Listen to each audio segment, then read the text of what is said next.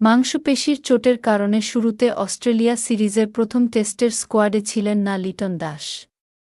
কথা ছিল সেরে উঠলে খেলতে পারেন দ্বিতীয় টেস্ট, কিন্তু দ্রুত সেরে ওঠায় ১৩ আগস্ট শুরু হতে যাওয়া প্রথম টেস্টের স্কোয়াডে যুক্ত হয়েছেন লিটন। শনিবার ১ আগস্ট বিকেলে এক সংবাদ বিজ্ঞপ্তিতে প্রথম টেস্টে লিটনের দলভুক্ত হওয়ার খবর দেয় বাংলাদেশ ক্রিকেট বোর্ড বিসিবি।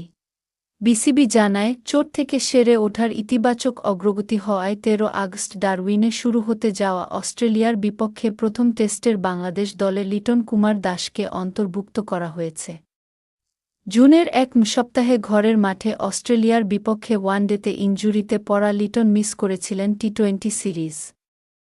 ছিলেন না জিম্বাবুয়ে সিরিজ ও এলপিএলে। ধোঁয়াশা তৈরি হয় তার ইনজুরি নিয়েও। দেশের স্ক্যানে কিছু না পাওয়ার কথা শোনা গেলেও বিসিবির মেডিকেল বিভাগের চেয়ারম্যানের ছিল উল্টো দাবি। অজিদের বিপক্ষে সিরিজে বাংলাদেশের জন্য চোটের সারি লম্বা। সাইড স্ট্রেইনের চোটের কারণে পুরো সিরিজেই নাহিদ রানাকে পাওয়া যাবে না। প্রথম টেস্টের দলে চোটের কারণে নেই আরেক পেসার শরীফুল ইসলামও। লিটনের ফেরাটা তাই দলকে কিছুটা হলেও চাঙ্গা করবে।